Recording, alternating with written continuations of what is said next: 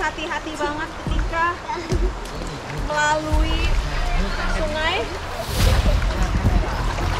Takutnya terbawa arus. Jadi saya minta sama pemerintah tolonglah dibantu gitu orang seperti saya.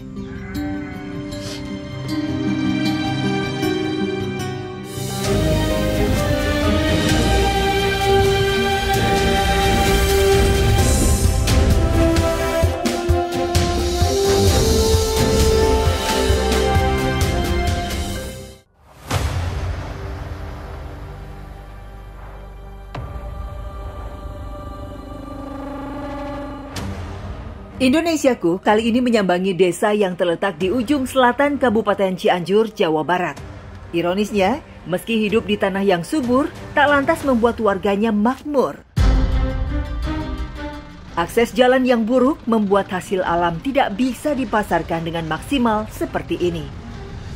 Perjalanan menuju desa Sukaluyu kami awali dari titik terdekat, di mana mobil roda 4 tidak dapat melintas. Untuk menuju ke desa Sukaluyu, infrastruktur jalan di sini sangatlah rusak. Bahkan mobil kami saja sempat tersendat beberapa kali.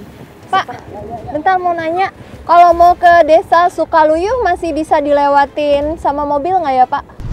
Untuk kendaraan mobil kayaknya nggak bisa deh. Naik motor mungkin bisa. Naik motor. Bapak bisa nggak nih nganterin saya buat ke sana? Bisa.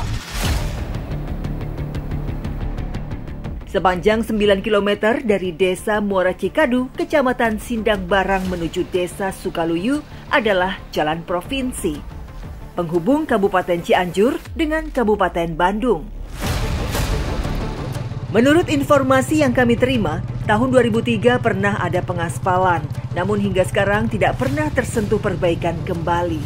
Akibatnya, jalan rusak hanya tersisa bebatuan yang berlubang dan bergelombang. Dengan infrastruktur yang rusak seperti ini akan menghambat perjalanan saya sehingga akan memakan waktu yang cukup lama.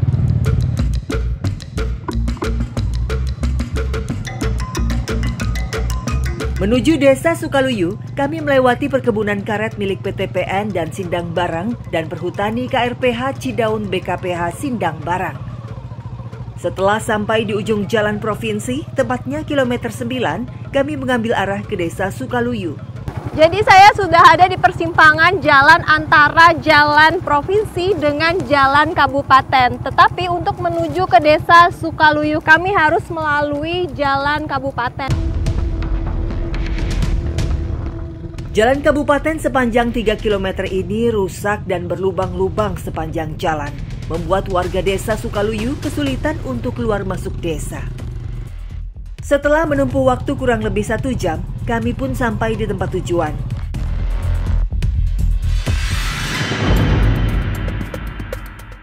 Dan inilah desa Sukaluyu yang terletak di ketinggian kurang lebih 450 di atas permukaan laut. Tanahnya subur, sehingga pertanian dan perkebunan menjadi sumber utama rezeki warga. Salah satunya, warga menggarap lahan dan menanam jagung. Bersama Teh Imas dan pekerja lainnya, saya memanen jagung yang terletak sekitar 5 km dari kampung. Inilah lahan milik perhutani yang dikelola Pak Acep. Dari 80 hektar tanah gundul yang dikelola masyarakat, Acep mendapat bagian seluas 1 hektar. Dengan sistem timbal balik, menanam pohon jati di sela-sela pertanian mereka.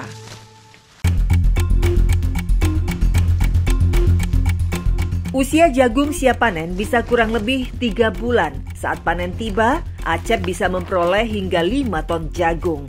Namun sayang, panen saat ini hanya 2 ton saja. Hama monyet dan babi hutan sering menyerang lahan mereka. Salah satu tempat inilah Teh Imas dan pekerja lainnya menggantungkan hidup untuk keluarganya. Biasanya Ibu seminggu tuh dapat berapa sih Bu dari hasil buruh jagung? Ya nggak besar sih, cuma kan sehari paling dapat 30-40 sampai rumah udah nggak ada gitu kan, namanya juga datang-datang ditangin uang sama anak gitu, di rumah nggak ada apa-apa gitu. Tiba-tiba langsung nggak ada tuh gimana Bu, bisa diceritain? Ya dipakai jajan gitu, buat beli minyak, beli sabun, segala macam buat jajan mana. Jadi Ibu dalam sehari ngeburu tuh udah langsung habis gitu. Iya. Kebutuhan sehari-hari gimana? Ya gitu dibagi 2. Kadang dikumpulin sedikit-sedikit buat beli beras. Cukup nggak sih Bu dari hasil buru jagung kayak gini? Nggak cukup sih. Sebenarnya cuma dicukup-cukupin aja.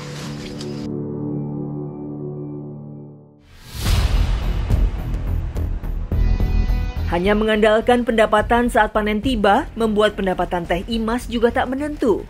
Bahkan, upah sering tak langsung diterimanya, ditunda sampai jagung laku terjual. Jagung yang ditanam di sini jenis hibrida varietas Betras. Mempunyai keunggulan tahan hama dan karat daun. Setelah terkumpul, jagung dibawa ke gubuk untuk dilakukan pengupasan. Masih serangkaian pekerjaan yang harus dilakukan. Saat ini, buruh wajib memisahkan buah jagung dengan kulitnya.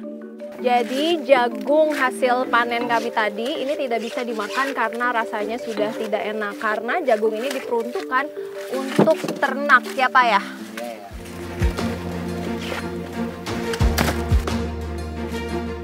Langkah selanjutnya jagung dimasukkan ke dalam karung. Para buruh menerima upah Rp10.000 per karungnya. Maksimal 5 karung yang didapat dengan upah Rp50.000 per hari. Harga jagung di pasar yang tak menentu ditambah jalan yang masih sulit membuat petani sering merugi. Bapak, kesulitannya dalam menjual jagung ini apa sih? Ya kesulitannya mungkin jalan transportasinya ya. Dari sini ongkosnya agak mahal, langsung di sananya harganya kurang.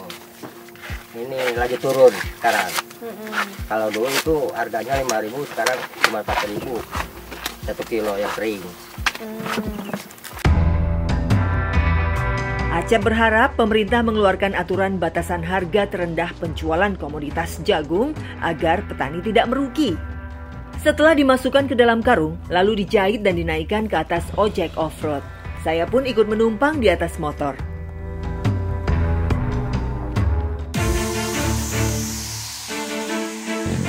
Melewati jalan setapak dan tanah membuat perjalanan sulit.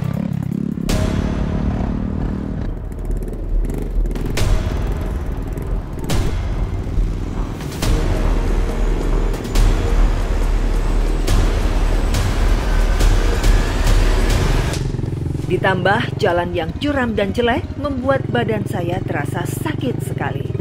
Baru setengah perjalanan, tapi saya sudah merasakan euforia dengan ketegangan yang sangat tinggi. Karena ini menurut saya bukan jalanan yang baik. Karena memang kami berada di sisi tebing seperti ini. Sekali jalan mengangkut ratusan kilo jagung, Pak Acep harus mengeluarkan biaya sebesar Rp75.000 per motor. Bisa dibayangkan betapa mahalnya ongkos transportasi yang harus ditanggungnya. Setelah menempuh kurang lebih 5 km, akhirnya kami sampai di rumah Pak Acep.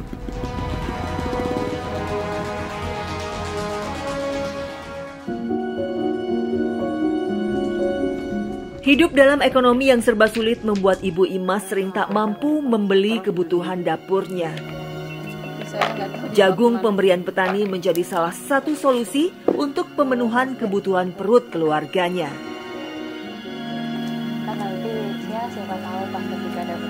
Proses pembuatan urap jagung ini cukup sederhana. Pertama, butiran jagung dipisahkan dari bonggolnya.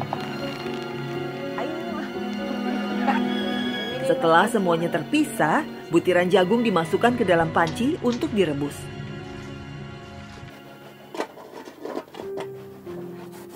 Sembari menunggu matang, parut buah kelapa secukupnya.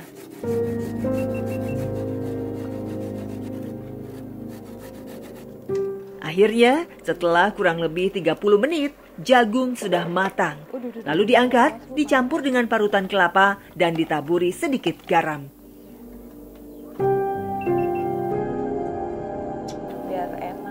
Saatnya untuk disantap bersama.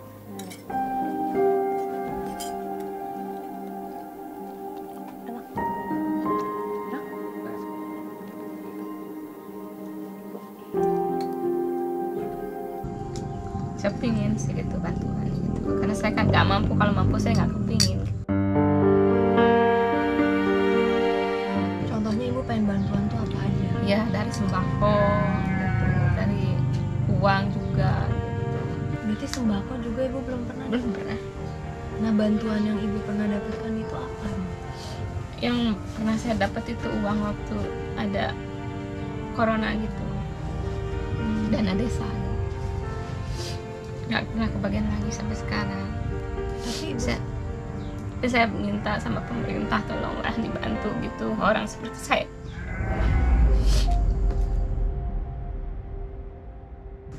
tapi ibu sering nggak bu ngasih usulan gitu, atau cuman pernah sekali ngusulin, atau Udah berapa kali, setiap kali orang kebagian saya suka ngomong sama Pak RW, Pak RW kenapa saya nggak kebagian lagi?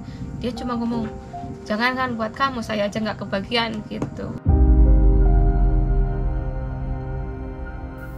Merujuk Undang-Undang Nomor 13 Tahun 2011 tentang penanganan fakir miskin, program pemberdayaan dan bantuan sosial, seharusnya warga di bawah garis kemiskinan berhak mendapat bantuan melalui berbagai program, seperti kartu sembako, program keluarga harapan, dan iuran jaminan kesehatan.